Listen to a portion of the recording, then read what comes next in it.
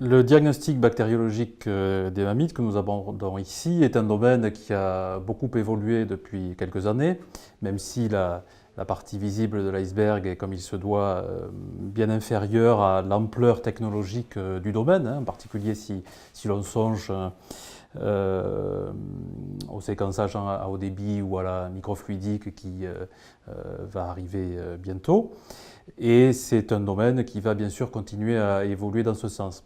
Le propos introductif peut aborder tout d'abord les principaux intérêts que nous avons à optimiser notre diagnostic bactériologique, puis les objectifs que l'on peut se donner. Sur le premier point, sur les intérêts, on peut en citer trois. Améliorer, optimiser le diagnostic bactériologique va tout d'abord permettre d'améliorer l'antibiothérapie. Celle-ci est d'actualité, on doit aujourd'hui répondre à la fois à l'impératif classique, historique d'efficacité thérapeutique, également d'efficacité économique, surtout vu la conjoncture actuelle en matière de filière bovine laitière. Le rapport coût-bénéfice du traitement est quelque chose qu'il faut prendre en compte. Et on a aussi un troisième ordre d'efficacité, l'efficacité préventive en médecine humaine, c'est-à-dire la sécurité des traitements, essayer de contribuer à préserver l'antibiosensibilité dans le cadre du plan éco-antibio. Donc si on ajoute de ce plan éco-antibio les contraintes, les restrictions que nous avons aujourd'hui sur les molécules, les voies et les durées, on a finalement 3 degrés de difficulté, d'efficacité qu'il faut atteindre, alors que, au dire de certains éleveurs, de certains vétérinaires et de la littérature, on a une efficacité des traitements bactériologiques contre les mammites qui n'est pas toujours au niveau espéré, escompté. Et donc l'une des principales réponses concrètes que l'on peut faire aujourd'hui sur le terrain, c'est tout d'abord d'essayer de caractériser les mammites sur un plan étiologique et puis ensuite d'essayer d'ajuster, d'adapter les traitements en fonction des germes isolés. Le deuxième intérêt, c'est bien sûr d'établir avec certitude une indication de vaccination, puisque le seul vaccin mammite chez la vache laitière aujourd'hui est un vaccin bivalent visant essentiellement Staphylococcus aureus et Escherichia coli. Et enfin, et peut-être surtout, c'est la contribution du diagnostic bactériologique au plan de lutte au travers de l'identification d'un modèle épidémiologique dominant. Même si on sait bien aujourd'hui qu'on n'a pas une relation très stricte, très directe et pas toujours systématique entre les modèles de mammites contagieuses, environnementales ou encore d'exposition ou de mammites vectorielles et respectivement des germes tels que les staphylocoques, les coliformes, éventuellement les serratia ou pyogenes. On sait que cibler un plan, proposer des mesures spécifiques va passer par une identification des agents étiologiques importants.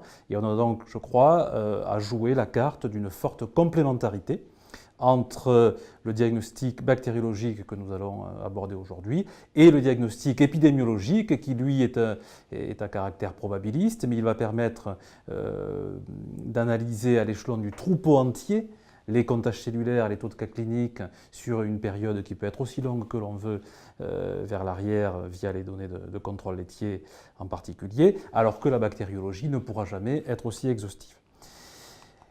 Donc le diagramme suivant présente l'un des arbres décisionnels qui peut être utilisé pour ce diagnostic épidémiologique qui va d'une part fournir des hypothèses que l'on pourra confirmer ou infirmer à la suite de l'analyse, principalement analyse des facteurs de risque, et surtout, ce que la bactériologie ne pourra jamais faire, ou tout autre type de diagnostic, c'est de caractériser le groupe des vaches atteintes, la cohorte des vaches atteintes en termes de stade de lactation, de rang de lactation, etc.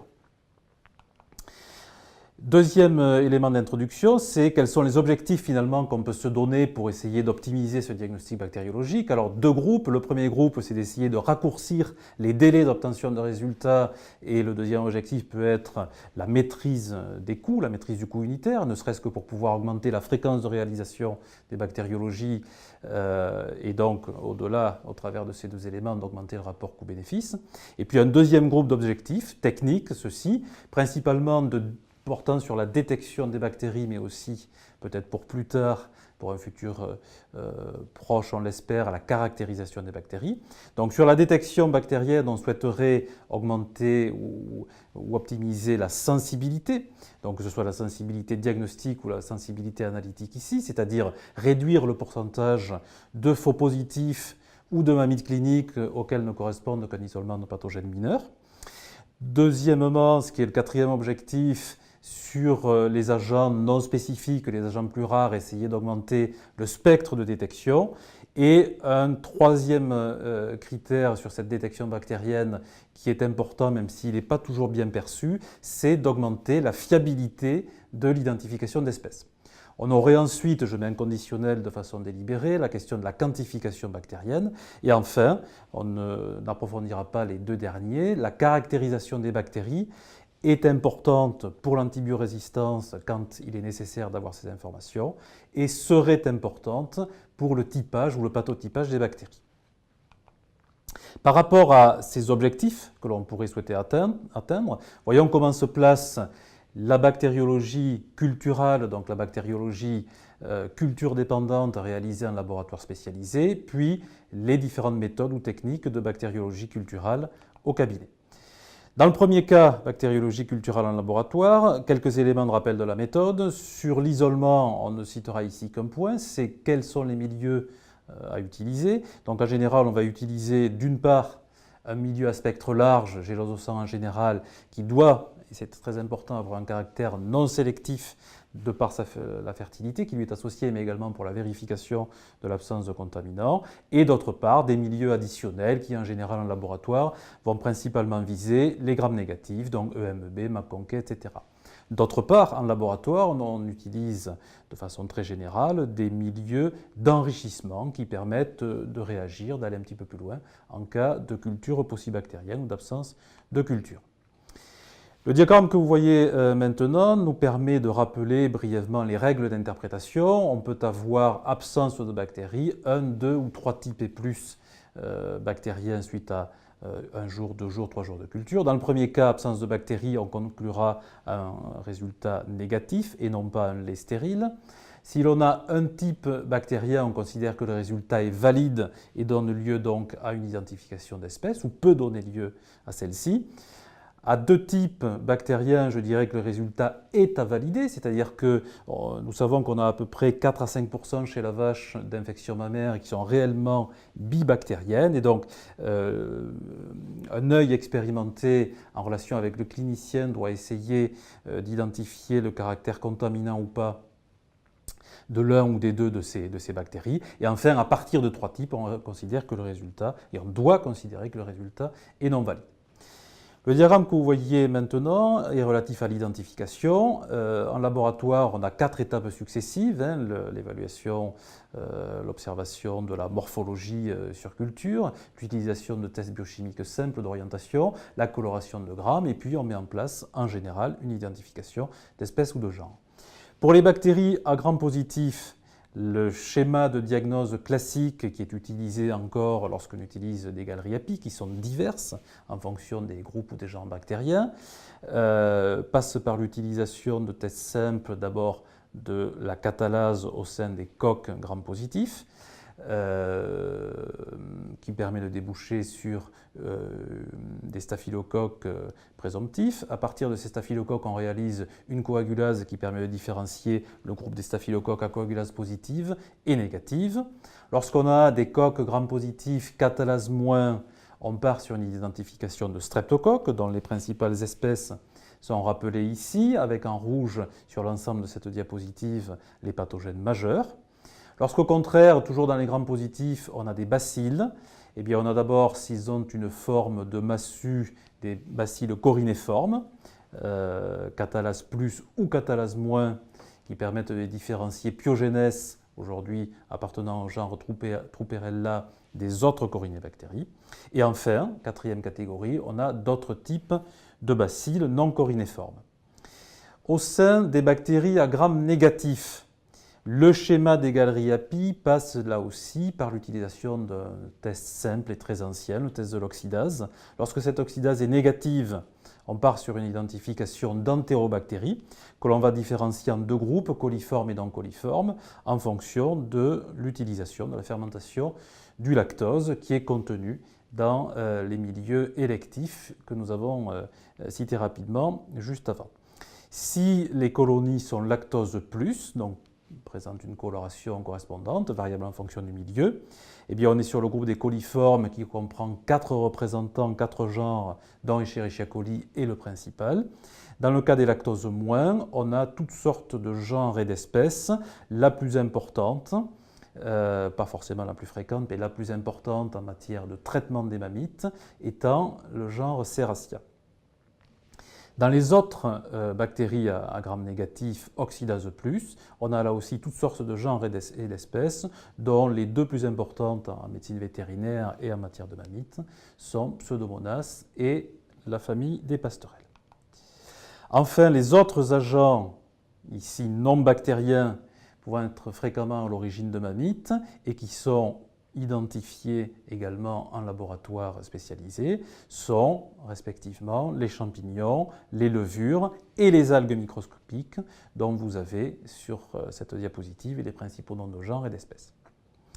Jusqu'ici, un laboratoire, une bactériologie réalisée hors du laboratoire mais en cabinet vétérinaire peut réaliser le même type d'identification, même si elle est simplifiée. En revanche, nous avons ici sur cette diapositive un dernier groupe d'agents qui nécessitent des milieux de culture ou des PCR spécialisés, donc en général non réalisés au cabinet vétérinaire. Donc on retrouve 4 principaux genres ou 4 principaux groupes, les mycoplasmes d'une part, l'ensemble des bactéries anaérobies, les cytoparasites et les bactéries intracellulaires et d'autres types pour lesquels on pourrait citer, comme en Amérique du Nord, les mycobactéries. En matière d'identification bactérienne, les techniques ont quelque peu évolué. La technique classique est encore l'utilisation de microgaleries biochimiques de type API ou ID, comme les ID32 par exemple, donc qui vont cibler l'ensemble des genres et espèces bactériennes présentées ici sur la droite. Mais de plus en plus, cette identification phénotypique est remplacée par l'utilisation de la spectrométrie de masse, dont le principe est le suivant. Cette spectrométrie permet d'identifier des genres et espèces bactériennes par la reconnaissance de profils moléculaires, essentiellement de profils de protéines totales, ces profils ayant une forte à très forte spécificité d'espèces. Et donc si vous posez la question des atouts de cette spectro de masse par rapport aux galeries API, eh bien on a 3 atouts. Le premier est qu'on a une forte fiabilité de l'identification et celle-ci va aller croissant au fur et à mesure que les banques de données vont s'enrichir à partir de bactéries vétérinaires. D'autre part, on a une rapidité très importante et un coût à peu près divisé par 10 par rapport aux galeries. Quels sont les atouts et limites de cette bactériologie réalisée en laboratoire? Donc si on reprend nos différents critères et principalement les 2 et les 3, donc les 5 premiers critères qui ont été rappelés tout à l'heure. Tout d'abord, en matière de rapidité de l'analyse, la bactériologie culturale de référence va fournir des résultats dans un délai technique de l'ordre de 2 jours et demi à 3 jours ou plus si c'est nécessaire, donc indépendamment de l'antibiogramme. Et le coût unitaire, il est relativement variable, mais en dehors des aides diverses qu'on peut avoir dans certains départements, ce coût est compris en général entre 25 et 35 euros. Sur les autres critères, sensibilité, spectre et identification d'espèces, la sensibilité de cette bactériologie, toujours sur une échelle de 1 à 4 croix, est de l'ordre de 2 croix, une sensibilité moyenne, qui est liée au résultat de la bibliographie, qui nous rapporte dans beaucoup de pays le fait que dans 10 à 30% des cas de mammites cliniques, on obtient des résultats négatifs en bactériologie. Le spectre, les germes spécifiques, eh bien, 2 à 3 croix, c'est-à-dire que si le praticien demande d'autres recherches spécifiques, et si d'autres milieux ou d'autres PCR sont utilisés, bien sûr, on peut élargir ce spectre, mais il se pose alors la question à nouveau du délai, de la sensibilité et du coût. Par rapport à ces deux critères, sensibilité et spectre de rendement relativement moyen, quelles sont les raisons biologiques qui sont à l'origine de cela et que l'on retrouvera même si on réalise des ensemencements au cabinet. Lorsqu'on a 0 bactéries, lorsque la culture est négative finalement sur une gélose, quelles sont les raisons les plus classiques? Tout d'abord, on peut avoir un résultat faussement négatif et d'autre part, cela peut être un vrai négatif. Parmi les faux négatifs, vous voyez apparaître sur le diagramme suivant les principales raisons connues. On peut en citer deux. Le fait, premièrement, que certaines bactéries sont potentiellement des intracellulaires, donc des intracellulaires facultatifs. On peut citer les staphylocoques ou les mycoplasmes.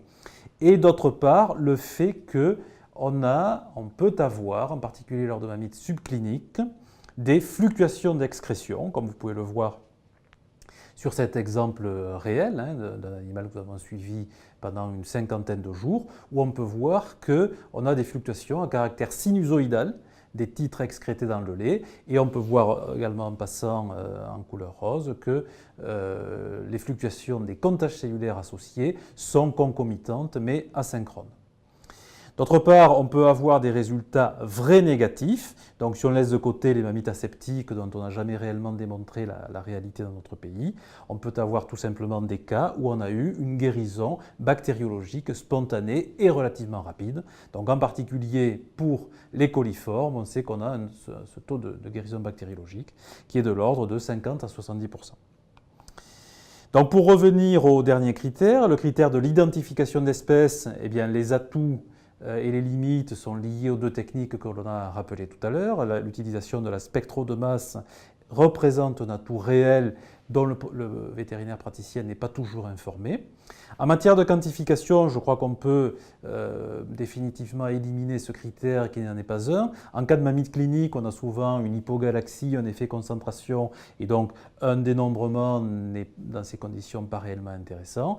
Et en cas de mammite subclinique, on vient de voir qu'on peut avoir une forte fluctuation des dénombrements. Donc en matière d'infection mammaire, le dénombrement n'est pas réellement un objectif. L'antibiogramme sort du propos de la présentation d'aujourd'hui. Oui, bien sûr, on peut le faire puisque aujourd'hui, cet antibiogramme est phénotypique, il faut partir d'une culture, d'une colonie individuelle, clonée, et donc par définition, la bactériologie culturelle permet de le faire. Quant au typage, ça fait partie des objectifs que nous devrions avoir, essayer de mieux caractériser des infections, par exemple au sein des infections AS aureus. C'est techniquement tout à fait possible, mais pour le moment, quasiment pas à la portée d'une demande d'un praticien ou de quiconque. Quelle est la marge de progrès pour un vétérinaire qui a l'habitude de travailler en prestation de service avec un laboratoire? Que peut-on faire pour améliorer finalement la performance globale de ce processus? Tout d'abord, pour augmenter la sensibilité, eh bien, il existe des points mineurs de détail qui peuvent être mis en œuvre au laboratoire et qu'on verra pour la bactériologie au cabinet et qui finalement peuvent majorer la sensibilité. On peut aussi, en amont de cela, prendre garde à prélever toujours des quartiers en tout début d'infection, avant tout traitement et éventuellement jouer sur les fractions de la traite. Et également, par rapport à ces fluctuations sinusoïdales, on peut réaliser des prélèvements dupliqués à 1 à 4 jours d'intervalle et éventuellement ensemencer, décongeler le second si le premier n'a pas été fructueux. Enfin, l'augmentation de la sensibilité, c'est en seconde intention le passage à une PCR multiplex ou une PCR séquençage très bientôt, qui devrait être réalisée, je dirais, au moins une fois en fin de campagne par tout cabinet qui arrive effectivement à ces pourcentages de 20-30% de résultats bactériologiquement négatifs. Cette marge de progrès par la PCR multiplex, on peut en dire un mot. Il existe un kit principal en Europe et dans le monde, y compris en Amérique du Nord, qui est le kit Pathoproof, commercialisé par Thermo Fisher. Il existe plusieurs formats. Le plus facilement utilisable en France, c'est un format qui comprend 12 cibles. Et hormis le gène de la bêta-lactamase qui est comprise dans ce kit, on a 11 cibles relatives, couvrant en fait l'ensemble des staphylocoques, une grande partie des streptocoques, 2 coliformes les principaux, ainsi que des serratia. Il existe même un kit 16 cibles qui ajoute 3 groupes bactériens complémentaires. Donc si on en revient aux marges de progrès, comment améliorer, élargir le spectre de détection? Eh bien, en réalisant des PCR spécifiques, et on peut retrouver ici nos 4 groupes bactériens cités tout à l'heure, les mycoplasmes, les anaérobies, les cytoparasites et les mycobactéries qui, dans certains pays ou dans certaines régions, sont à l'origine d'un taux significatif de mammites élucidés, non élucidés. La marge de progrès sur l'identification de l'espèce passe par, peut-être pas la généralisation, mais l'augmentation de la fréquence d'utilisation de la spectrométrie de masse et de même peut-être, ou le plus fréquemment possible, de l'identification par séquençage. Sans oublier la nécessité et l'intérêt de raisonner les demandes d'identification d'espèces, tout comme on doit raisonner les demandes d'antibiogramme. Sur le diagramme suivant, on a repositionné les principaux groupes bactériens, gram-positifs, gram-négatifs et autres agents. Et on peut, en première intention, proposer le fait de ne pas systématiser l'identification d'espèces des staphylocoques, les coagulases négatives étant relativement peu différenciées tant au niveau des réservoirs que des profils d'antibiorésistance. On peut également proposer de ne pas systématiser l'identification des corinéformes hors pyogénèse et même remarque pour les levures. Et si vous ajoutez staphylocoque, corinéformes et levures, on arrive, selon les dernières statistiques sorties en 2015 pour la situation française, à un intervalle de 40 à 90% des causes de mammites subcliniques. Donc on voit que, en moyenne, dans 50% des cas seulement, si on prend une situation moyenne, 50 à 60% des cas seulement, une identification d'espèces sera nécessaire. Par contre, dans ces cas-là, il ne faut pas transiger, en particulier au sein des streptocoques et des gram négatifs.